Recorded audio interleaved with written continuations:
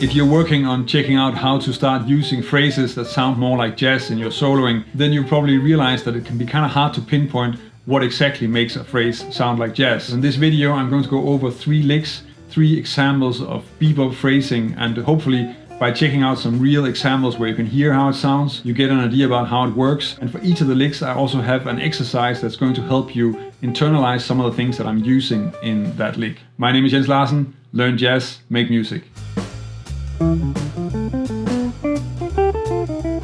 A very important part of melodies that sound like jazz and especially sound like bebop is that there are a lot of arpeggios involved. That's really just a huge part of what that melodic language is, that you're following the chords that are happening and that you're really using the chord tones of each of the chords in your melodies. And in this case, I'm of course using like a 2-5-1 in C major, so D minor to G7 to C major 7. Of course, you can use this on moving harmony like this 2-5-1, and you can also take it out and just use similar ideas on a static chord like a static D minor or a static G7 chord. But I thought really because it's bebop and it's sort of supposed to be moving forward, then it makes more sense to use a 2-5 as an example. So here I'm using the arpeggio of the chord on the D minor, so that's just the D minor 7 arpeggio, and that's first an enclosure and then the arpeggio. And then when I move to the G7, so I'm coming in on the G7 actually already on the forehand, and then what I'm playing here is B, D, F, and then also an A. I have a G in between as well.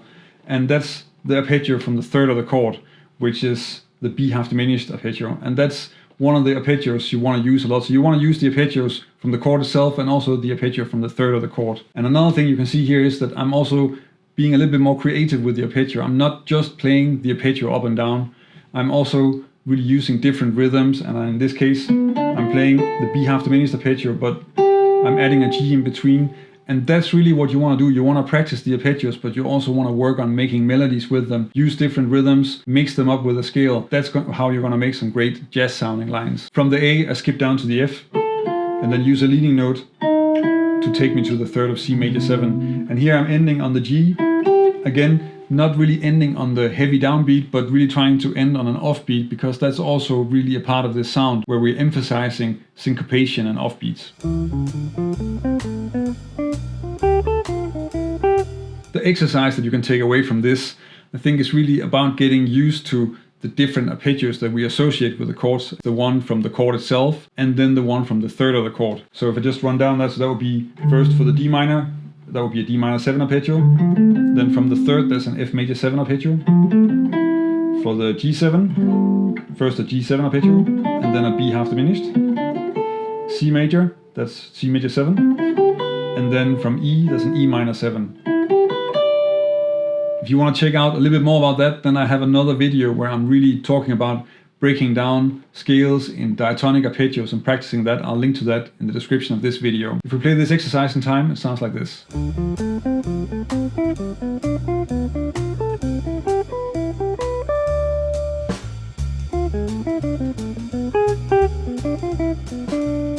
This example is again using arpeggio notes as sort of the main emphasis on each of the chords, but now I'm also using some chromatic leading notes. And chromatic leading notes are really useful because they really don't belong there, so they create a lot of tension. They sound kind of off, but if you're using them as leading notes and then resolving them back to chord tones like arpeggio notes, then that's a very sort of strong movement, and that sounds very natural and adds a nice flow to the melody. So here I'm starting on the third, then I want to go down to the fifth, the A, but I'm adding a leading note in between, which is the G sharp, and then a scale one, and then approaching the third of the G7 with a leading note as well. And then here on the G7, I actually changed or altered the G7, so I'm using a flat 9 on it. Here, skipping up to the flat 9, then down to the root, and then a short run in the arpeggio, resolving to the third of C major 7, and then ending the line on the 9th.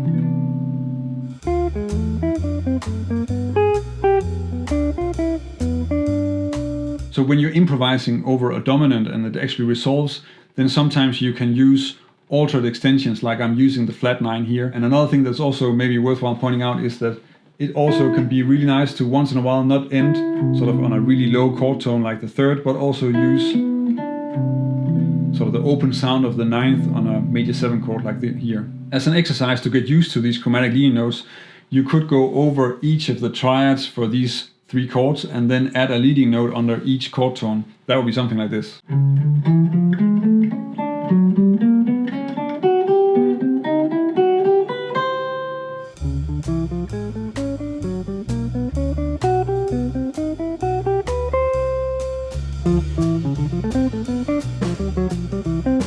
Besides changing up the rhythm with 8th note syncopation and offbeat rhythms like I've done in the previous 2 examples, you can also start to use some 8th note triplets. And this works especially well for arpeggios. So in this example, I'm using that on the D minor arpeggio. That means that I'm starting on the 3rd here, and then I have an enclosure, and then the D minor 7 arpeggio as a triplet, and then moving on to the G7, and that's really just all arpeggio notes. This phrase, which is sort of a very typical way to add chromaticism to a G7, where you add a chromatic leading note between the root and the 7th, resolving down to the 3rd on C, and then skipping up to the high root here, C.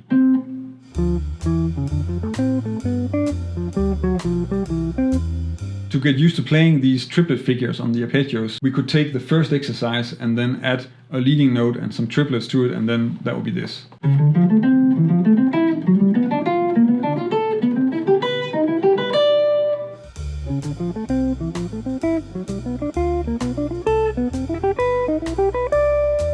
If you want to check out some more ideas on how you can really develop your ability to use chromaticism in your lines and in your solos, then check out this video where I'm analyzing some great examples from people like George Benson, Pat Metheny and Pat Martino.